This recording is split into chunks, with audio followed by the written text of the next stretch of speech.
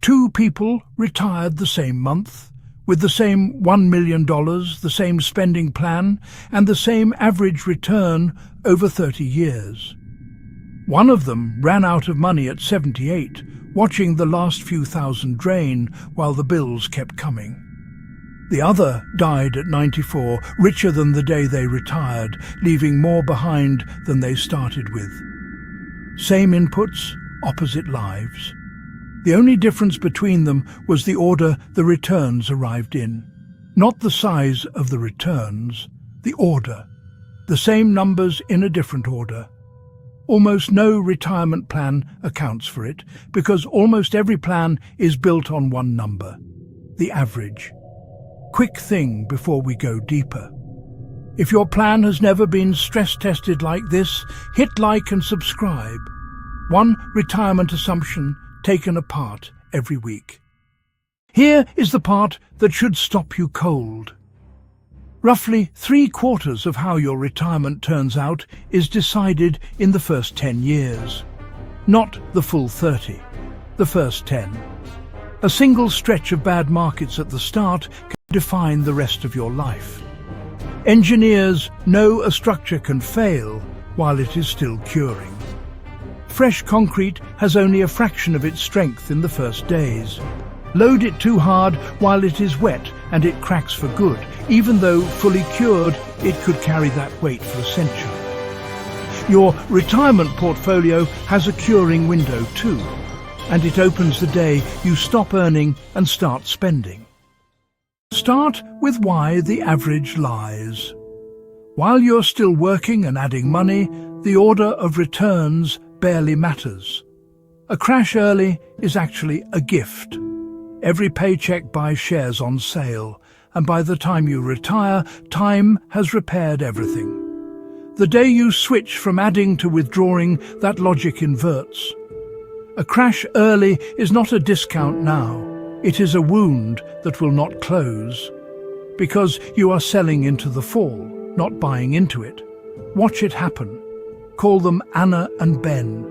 Each starts with $1 million. Each pulls $50,000 a year, rising with inflation. Each earns the same set of yearly returns. The only difference is the order those returns show up in.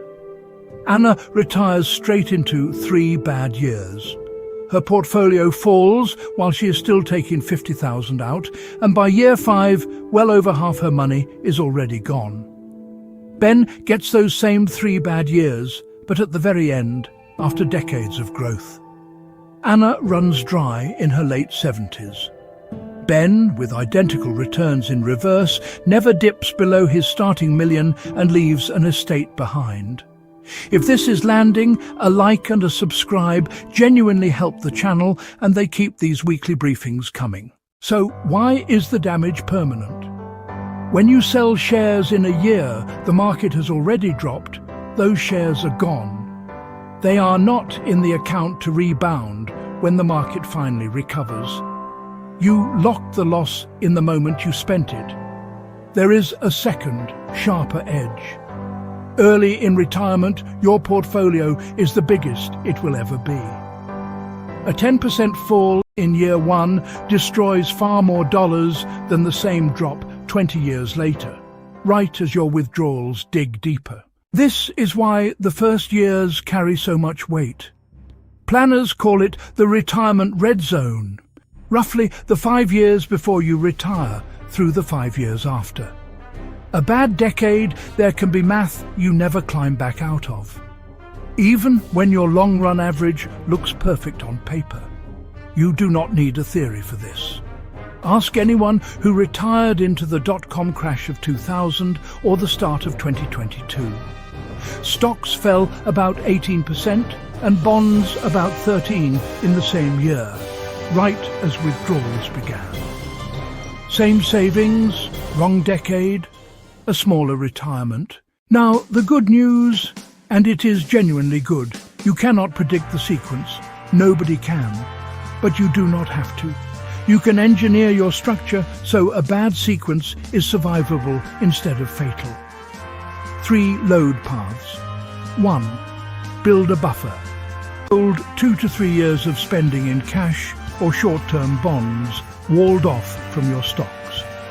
When markets drop, you spend from the buffer instead of selling at the bottom. You are buying your portfolio time to heal. 2. Lower the load going in. Carry more bonds through the vulnerable years, then add equities back as you clear the far side. It is a rising equity path, exactly backwards from the way most people invest. We built a whole briefing on that inverted glide path. 3. Make your spending flexible. A fixed withdrawal is a rigid beam. It cannot bend, so under stress it snaps. Guardrails let it flex.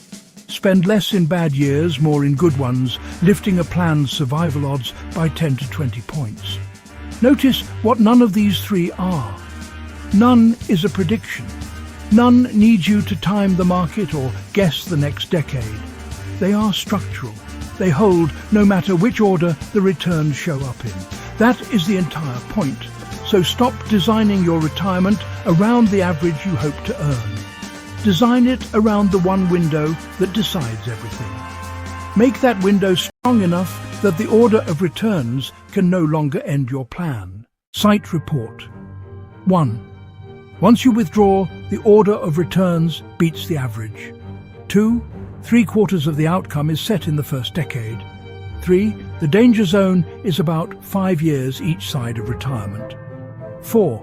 You cannot predict the sequence, so do not try. 5. A cash buffer, a bond tent, and flexible spending together make a bad sequence survivable.